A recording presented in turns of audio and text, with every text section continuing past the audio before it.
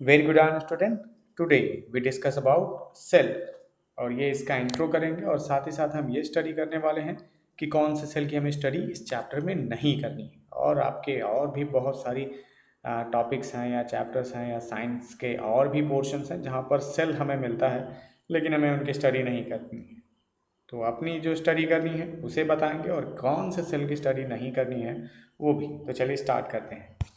First ये Duracell है, battery, और ये सेल भी हमें नहीं स्टडी करनी है। फिर आता है अमेजन का सेल, और कोई भी सेल लगी होती है तो वहाँ पर भी ये स्टडी नहीं करनी है। फिर आता है एक सेल। अब ये सेल ओशंस में, पॉन्ड्स में, रिवर्स में, कहीं अलग अलग जगह पर मिलता है, इसकी भी स्टडी नहीं करनी है। फिर आते हैं प्रिजनर्स वाला सेल, मतलब अगर कोई आपने क्रिमिनल देखा हो तो उनके लिए स्पेसिफिक टाइप की 8x8 की सेल्स बनाई जाती हैं, वो भी सेल स्टडी नहीं करनी। फिर आते हैं सेल, मतलब मोबाइल सेल, इनकी भी स्टडी नहीं करनी है। फिर आता है केमिस्ट्री वाला सेल जिसमें है first cell, second cell, third cell या यूनिट सेल, इसकी भी स्टडी नहीं करनी है। नेक्स्ट आते हैं कंप्यूटर में। कंप्यूटर में हर जो एक छोटा सा ब्लॉक होता है, आपने देखा होगा रो कॉलम या एक्सेल की फाइल में, तो वहाँ पर भी वो सेल ही कहलाती है। इन सारे के सारे सेल्स की हमें स्टडी नहीं करनी है। तो आते हैं कार्क सेल। यहाँ से स्टार्ट करते हैं अपना ये चैप्टर, जो फर्स्ट टाइम रॉबर्ट हुक ने अपना जो खुद का लेंस बनाया था, या माइक्रोस्कोप ही मान लीजिए, उन्होंने बना करके देखा था कार्क सेल्स में। तो ये एक्चुअल में वो सेल्स हैं, हनी कॉम्ब की तरह स्ट्रक्चर था, तो उन्होंने इसे नाम दिया सेल 1665 में। और ये सेल बिल्कुल उसी तरह से बॉडी में होती जैसे ये आपको दिखा ओनियन का जो थिन लेयर होती है, उसमें इस तरह की सेल्स मिलती हैं। नॉर्मली हम लोगों को उसके न्यूक्लियस है वो ज़रा सा भी नहीं दिखते हैं, लेकिन मैग्नीफाइंग ग्लास के थ्रू देखें तो वो दिखेंगे। फिर आते हैं ब्रिक्स वॉल। सेम ऐसा ही, जब कोई वॉल बन रही होती है तो आप देखेंगे बहुत सारे आपके ब्रिक्स एक दूसरे के साथ अटैच करके लगाई गई हैं और वो पूरे के पूरे बिल्डिंग को बना देता है। बिल्कुल वैसे ही सेल्स भी होती हैं जो किसी लिविंग ऑर्गेनिज्म को फंक्शनल बनाती हैं। फिर आते हैं, ये उनका माउंटेड फॉर्म है। एक्चुअल में कुछ इस तरह से दिखते हैं जब हम माइक्रोस्कोप के थ्रू उन सेल्स को देखते हैं। फिर आते हैं, ये आपका है एनिमल, सॉरी ये एनिमल सेल, और ये रहा आपका प्लांट सेल। इनकी स्टडी करेंगे आगे। अभी के लिए सिर्फ इतना जानिए कि स्मॉलेस्ट यूनिट सेल है जो किसी प्लांट और एनिमल में होती है। फिर आते हैं, सेल क्या है? Smallest functional and structural unit of any living organism which organize to complete all vital task of body.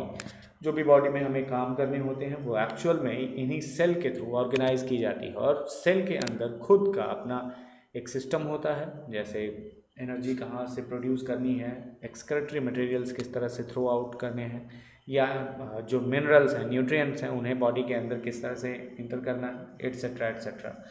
It is simply building block of living organisms like BRICS in buildings.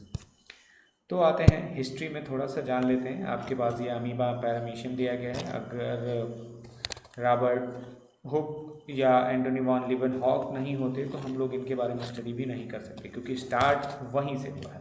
In 1665 an English scientist name Robert Hooke made an improved microscope and views thin slices of cork viewing plant cell wall. Hook named what he saw cells।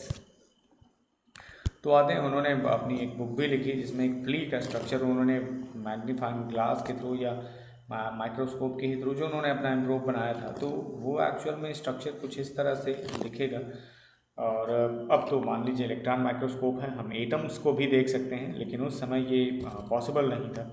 तब उन्होंने ये book 1665 के आसपास दी थी। अब अंदाज़ा लगाइए उस समय कितना इम्प्रूव वे में वो अपना वर्क कर रहे थे। नेक्स्ट आते हैं, हिस्ट्री ऑफ माइक्रोस्कोप ही क्या है। नॉर्मली तो इसकी स्टडी नहीं करनी होती, फिर भी थोड़ा सा जानिए।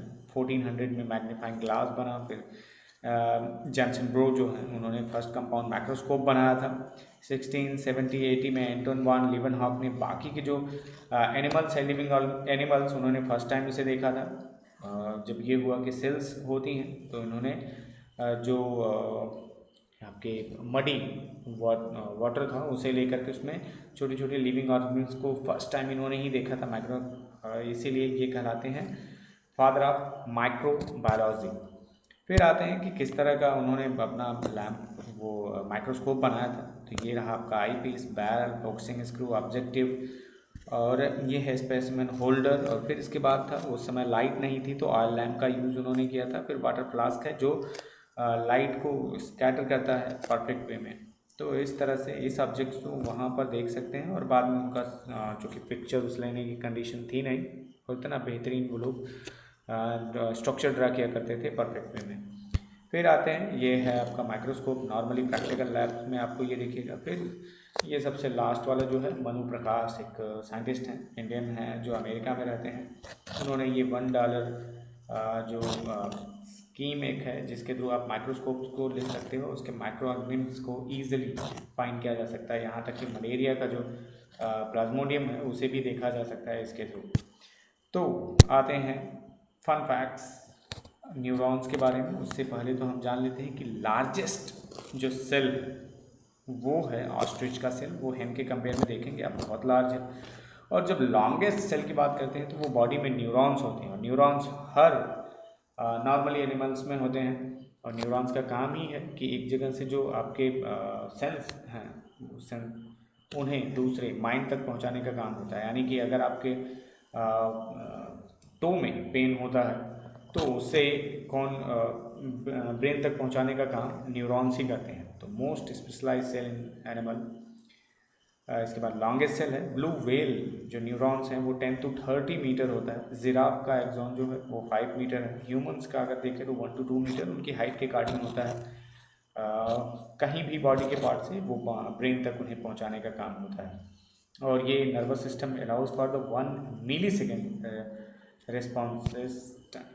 फिर आते हैं नेक्स्ट, अगर हम ये जानना चाहें कि सबसे लॉन्गेस्ट जो आपकी सेल रही होगी पूरे वर्ल्ड में, जो जितने भी लिविंग ऑर्गेनिम्स हैं या नहीं हैं उन सब से, तो अबाउट 40 मीटर का ये टाइटेनोसॉरस है।